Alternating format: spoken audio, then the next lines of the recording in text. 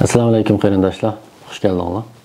Hammamiz ota-ona bo'lgandan keyin beşimizde bunda bir keçirmiş o'tgan bo'lishi mumkin.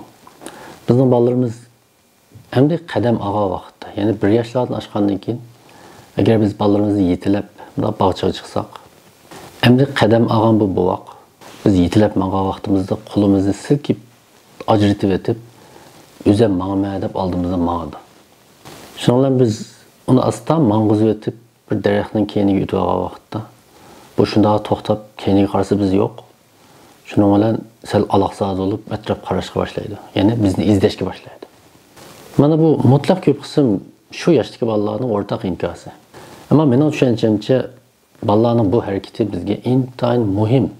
Bu ikki ishdan uchur beradi deb o'ylayman. Shunday qilib bu biz haqiqatan o'ylanishga tegishli bir uchur.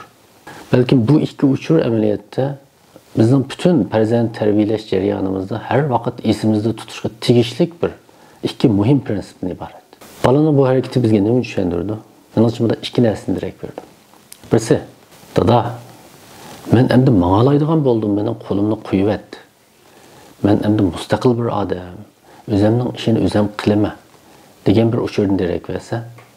Ammo biz yo'qolib ketgandan keyin uning aloqsad bo'lib atrofga qarab bizni izdishi ikkinchi uchurdan. Ya'ni dada mentaga kichik, gerçi hozir mang'algan bo'lsam-mu, ammo cho'qim mening yenimda bo'lishing kerak. Menga qarab turishing kerak. Yenimda tursang, ondan bexatar his qilaman. Ondan texmi xotirjam mang'alayman degan ikkinchi bir ma'noni ifodalaydi. Demak, bu yerda bolam shunday bir narsani demoqchi. Dada, men mustaqil yashayman, ammo sening yordamingda. Ammo ota-onalar tarbiya amaliyoti davomida har doim ikki qutbga egib ketib qoldi.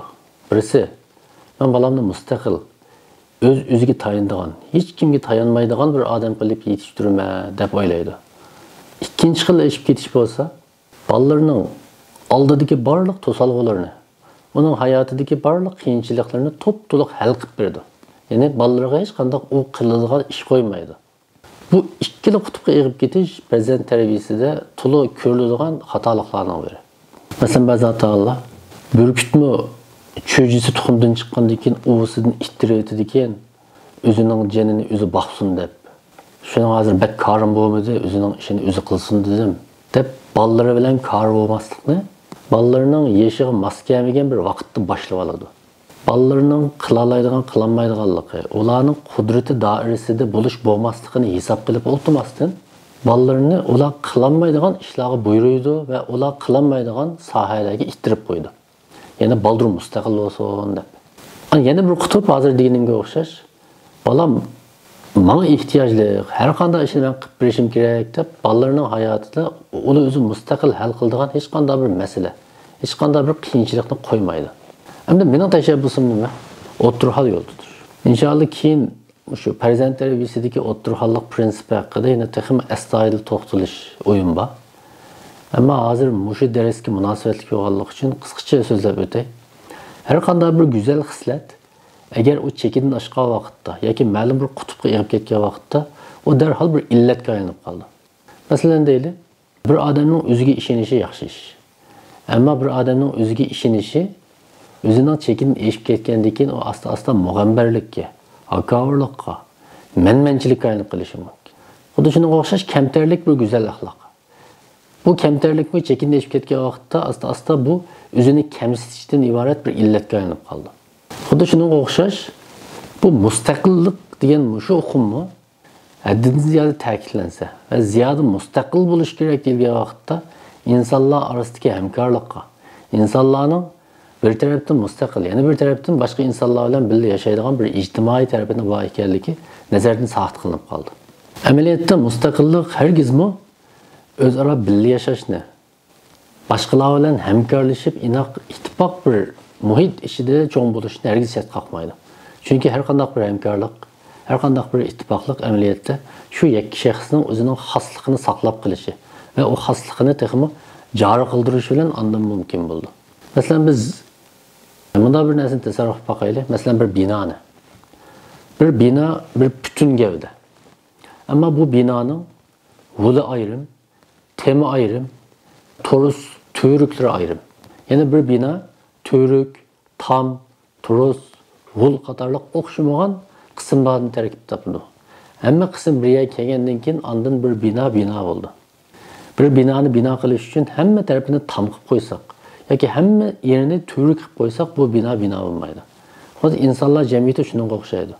Endi shu o'xshamagan qismlarning bir yerga kelib bir bina bo'lishi uchun har bir qism o'zining funksiyasini to'liq joriy qildirishi lozim. Ana shu mustaqillikdan iborat. Mesela hazır Peygamber Aleyhisselam'ın bir hadisi isim kelib qoldi. Peygamberimiz bunda degan. Müslümanlar birisi-birisiga shafqatli bo'lishda, mehribon bo'lishda xuddi bir bedanga o'xshaydi.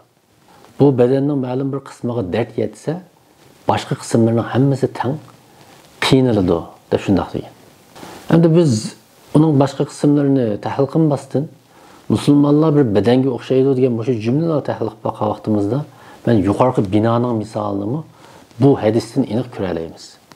Mesela bir adamning bedeni biz tashqi jihatdan qaragan vaqtimizda, masalan, beshimizdan qo'l, put, masalan, qo'rsoq, ustixon, sumak deganga o'xshamagan tarkiblardan tashkil topadi.